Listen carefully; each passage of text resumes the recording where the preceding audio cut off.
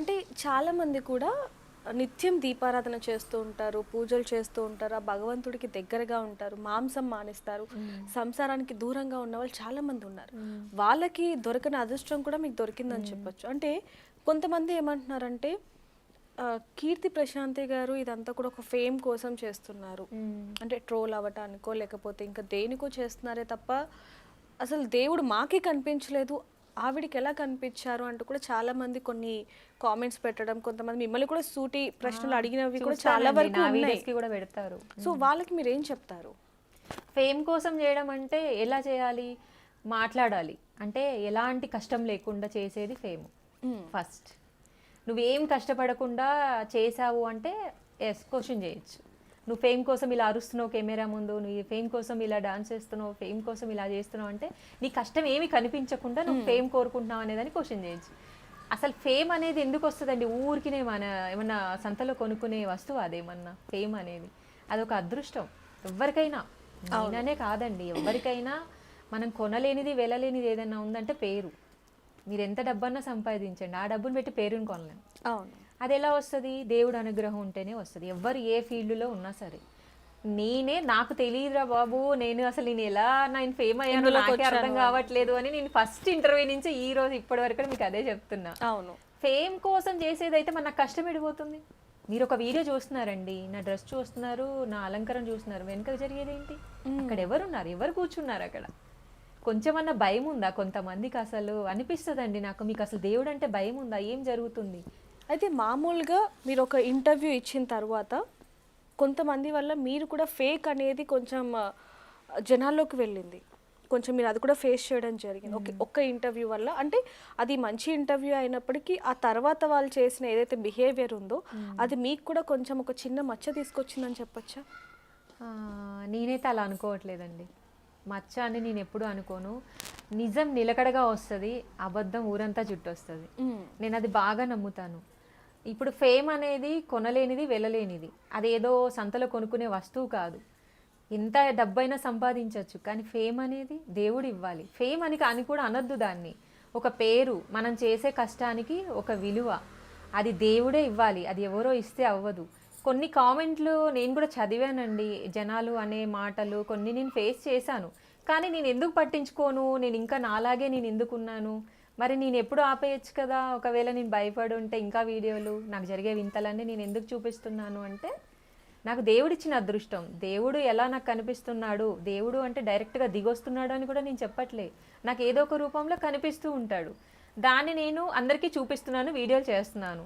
మరి మీరు నన్ను విమర్శిస్తున్నారు, బాగానే ఉంది. మరి నా వెనుక జరిగే వీడియోలో అసలు ఏం జరుగుతుంది? నా వెనుక జరిగేది ఏంటి? నేను ఎవరి గురించి కష్టపడుతున్నాను? నా కష్టం ఎడిపోతుంది. దాన్ని దృష్టిలో పెట్టుకోకుండా మనిషిని ఒక మాట అనేయడము అని అంటే అది ఎప్పటికైనా రివర్స్ వెళ్తుందండి. ఎవరికైనా నిజం నిలకడగానే వస్తుంది. పర్వాలేదు, ఎవరెన్నైనా నేను పట్టించుకోనండి. ఎందుకంటే నేను నిజంగానే చేస్తున్నాను పూజలు. పాలాభిషేకంతో నేను అందరికీ తెలుసు. కానీ నేను చేసిన పూజలు నాకు తెలిసిన వాళ్ళకి తెలుసు కదా, నేనంటే ఎవరో తెలిసిన వాళ్ళకి తెలుసు కదా.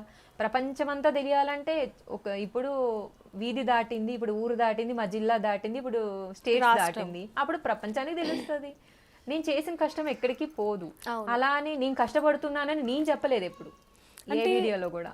మామూలుగా సౌందర్య మీకు తెలిసి ఉండొచ్చు, అంటే రీసెంట్గా కొంచెం సౌందర్య గారి వీడియో వచ్చిన తర్వాతనో మీ వీడియో సంథింగ్ ఏదో వచ్చిన తర్వాత కొంతమంది మిమ్మల్ని కూడా ఫేక్, ఎందుకంటే తను ఒక అవకాశం రావటానికో లేకపోతే ఫేమ్ అవ్వడానికో డబ్బుల కోసం ఎలా అయితే పూనకం వస్తున్నట్టు చేసిందో మీరు కూడా కొన్ని ఇంటర్వ్యూస్ అలా డబ్బులు ఇచ్చి చేయించుకున్నారనే వార్త కూడా కొంతవరకు వచ్చింది. దానికి సంబంధించి మీరు ఏమంటారు? నేను ఎవరికి డబ్బులు ఇవ్వలేదండి. ఎవ్వరికి కూడా నేను సింగిల్ ఎంపీ ఇవ్వలేదు. నన్ను ఇంటర్వ్యూస్ అడిగితేనే, అది కూడా కొన్నిసార్లు అడగడం వల్లనే నేను ఇంటర్వ్యూస్ ఇచ్చాను. అది కూడా వాళ్ళైనా ఎందుకు అడుగుతారండి? మనలో ఏదైనా విషయం ఉంటేనే కదా. మీరైనా ఇంటర్వ్యూస్ ఎందుకు చేస్తారు?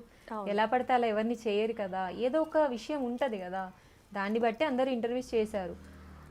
నేను ఎవరిని విమర్శించను కానివ్వండి. ఎవరు లైఫ్లో ఎవరి ఇష్టాలు అనేది వాళ్ళకు ఉంటుంది. వాళ్ళు ఏం చేస్తున్నారు, వాళ్ళు ఏం చేయాలనుకుంటున్నారు అనేది వాళ్ళ జీవితం మీద ఆధారపడి ఉంటుంది. అది మనం జడ్జి చేయలేం. అవును, ఏదైనా కూడా.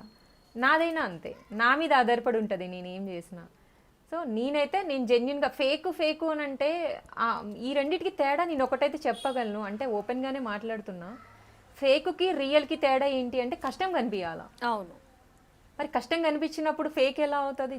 ప్రపంచంలో మంచి ఉంటుంది, చెడు ఉంటుంది, అన్నీ మిక్స్ చేస్తే మరి ప్రతి ఇల్లు కూడా మంచి చెడుతో కొట్లాడుకోవాలి ఫస్ట్ మన ఇంట్లోనే. రీసెంట్గా నేను ఒక అతన్ని కూడా ఇంటర్వ్యూ చేయడం జరిగింది బిగ్ టీవీలో, అఘోరి స్వామి అని చెప్పి. అంటే అతను కూడా ఎలా మాట్లాడుతున్నాడు అంటే, నేను చనిపోయి 8 సంవత్సరాలు అయింది, నాకు శివుడు ఒక 7-8 అడుగులు కనిపించాడు, చెయ్యి ఇంత పెద్ద పెద్ద ఉంది, ఎముడు కనిపించాడు, సినిమాలో చూపించినట్టుగా లేదు. ఇలాంటివన్నీ అంటే జనాలు ఇలా కహానీలు చెప్పే వాళ్ళకి దగ్గర అవుతున్నారా, లేకపోతే నిజానికి దూరం అవుతున్నారా అని తెలుసుకోలేని పరిస్థితిలో ఉన్నారని చెప్పొచ్చు. దీనికి సంబంధించి మీరు ఏమంటారు? ఇప్పుడు మీరు ఇంతకు ముందు అడిగిన క్వశ్చన్కి ఇది రిలేటెడ్గానే సేమ్ అంటారా? అంటే వాళ్ళ ఇష్టం కదండి అది, వాళ్ళు ఏం చెప్పుకుంటున్నారు, వాళ్ళు ఏం చెప్పాలనుకుంటున్నారు, వాళ్ళ లైఫ్ స్టైల్ ఏంటో మనకు తెలియదు. వాళ్ళకి నిజంగా కనిపించవచ్చు, కనిపించకపోవచ్చు, అది మనకు సంబంధం లేని విషయం. నేను విమర్శించాను ఎవరిని, నా వరకు వచ్చింది అయితే నేను చెప్పగలను. దేవుడు అనేవాడు ఫస్ట్ మన నమ్మకం అండి. మనం మంచిగా నమ్మితే రాయి కూడా దేవుడు అవుతాడు, నమ్మకపోతే గుళ్ళో దేవుడు కూడా కనిపించాడు ఎవరికి. అంటే అవసరార్థం అంటారు కదా, నీకు అవసరం ఉన్నప్పుడు ఒకలాగా, అవసరం లేనప్పుడు ఒకలాగా, రెండు బ్యాలెన్స్డ్గా ఉంటుంది కదా. దాన్ని మాత్రం నేను నమ్మి బేస్ చేసుకునే నేను ఇంతవరకు వచ్చానే తప్ప ఫేక్ రియల్ లేదా దేవుడు కనిపించాడు కనిపించట్లేదు అనే దాని మీద నేను ఎప్పుడు నాకు అసలు అవగాహన లేదు. ఫస్ట్ నాకు ఏదైనా కనిపించింది అనుకోండి, ఇదిగోండి ఇది కనిపించింది చెప్పడం వరకు తెలుసు. అంటే మేము బయట చూస్తూ ఉంటాం, అంటే గుళ్ళలో మీరు చూస్తూ ఉండొచ్చు, పూనకాలు వచ్చేస్తూ ఉంటాయి చాలా మందికి, దేవుడు కనిపించాడు అంటారు, గట్టి గట్టిగా అరుస్తారు, అంటే ఒక లోకంలోకి వెళ్ళిపోతూ ఉంటారు. అలాంటి వాళ్ళ గురించి మీరు ఏమంటారు? ఎందుకంటే మీరు ఇన్నేళ్ల నుంచి, దాదాపుగా 10-12 ఏళ్ల నుంచా మీరు చేసేది?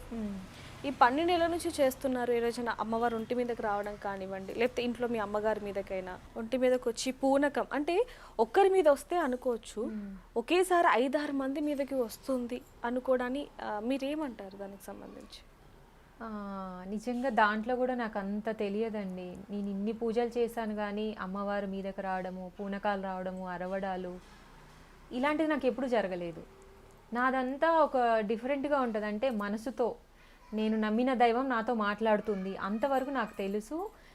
నాకు చాలామంది నా చుట్టూ ఉన్న వాళ్ళు కానీ, నా ఫ్రెండ్స్ కావచ్చు, పక్కింటి వాళ్ళు కావచ్చు, ఎవరైనా బంధువులు కావచ్చు, తెలిసిన వాళ్ళు కావచ్చు, ఏదైనా కూడా వాళ్ళ సందర్భాలను బట్టి, వాళ్ళు చెప్పే ప్రాబ్లమ్స్ని బట్టి నేను ఏదైనా లేదులే అమ్మా ఇలా అవుతుంది, లేదండి ఇలా అవుతుంది అని నేను అంతవరకు అయితే నేను చెప్తానంటే నేను నమ్ముతాను కదా దేవుణ్ణి. నేను ఒక మంచి మాట చెప్తాను. ఈ అరవడాలు, గోల్ చేయడాలు, ఆ ఊగడాలు నాకు అవి ఎప్పుడు తెలియదండి. నాకు దాని గురించి నాకు అసలు కొంచెం కూడా తెలియదు. అంటే కీర్తి ప్రశాంతి గారు ఎప్పుడు ప్రశాంతంగానే ఉంటారా, లేకపోతే అప్పుడప్పుడు కోపం కూడా అవి చూపిస్తూ ఉంటారా?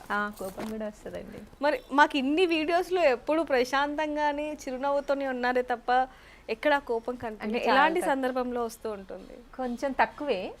చాలా వరకు అందరికీ దూరంగా ఉంటా ఫస్ట్. అంటే మనం పీస్గా ఉండొచ్చు కదా అని చెప్పేసి. నేను కూడా అందరిలాంటి దాన్నే కదా, నాకు ఒక జన్మిచ్చాడు దేవుడు, నా లైఫ్ స్టైల్ని అన్నీ ఉంటాయి. దేవుడికి చేసినంత మాత్రాన నువ్వు ఇంకా ఇలాగే ఉండు అనేది ఎక్కడ ఏ శాస్త్రాల్లో లేదు. నా లైఫ్ లో వింతలు అంతే. మామూలుగా దేవుడికి దగ్గరగా ఉన్న వాళ్ళు ఇందాక మనం ఫస్ట్ లో అనుకున్నట్టుగా అన్నిటినీ వదిలేస్తారు. మరి మీరు కూడా అలా ఏమైనా అన్ని అంకితం చేసేసారా, లేకపోతే మీ నార్మల్ లైఫ్ అంటే ఒక ఆడపిల్లగా నార్మల్ లైఫ్ అంతా కూడా లీడ్ చేయబోతున్నారా? అంటే లేదండి, లీడ్ చేస్తాను. మంచి భర్త, పెళ్ళి అన్నీ నాకు ఉంది, చేసుకోవాలని ఉంది. కానీ మంచిగా సెట్ అయ్యేవాడు, అది మెయిన్ బేస్ అయ్యి ఉందన్నమాట. అంటే మనం చేసిన పనులకి కానీ ఏదైనా కానీ సపోర్టివ్గా ఉండేవాళ్ళు. అంటే ఇప్పటి వరకు ఇక్కడ లీడ్ చేశానండి. రేపు పెళ్ళైన తర్వాత నాకు ఇంత టైం ఉండొచ్చు, ఉండకపోవచ్చు. వాళ్ళ అభిప్రాయాన్ని బట్టి కూడా నేను ఉండాలి, నేను దానికి రెడీ. కానీ ఇప్పటి వరకు జరిగినదంతా కూడా అంటే అమ్మవారికి ఇంత సేవ చేసి, ఇంత పేరు తెచ్చుకుని, ఇన్ని పూజలు, లోక కళ్యాణం నిజంగా ఏ ఆడపిల్ల చేసి ఉండదేమో ఈ మధ్యకాలంలో. మరి అన్నీ చేశాను కదా, అదొక లైఫ్.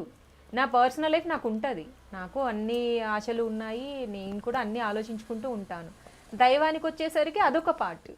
నేనేం చేయాలో అవి చేసుకుంటూ పోతాను.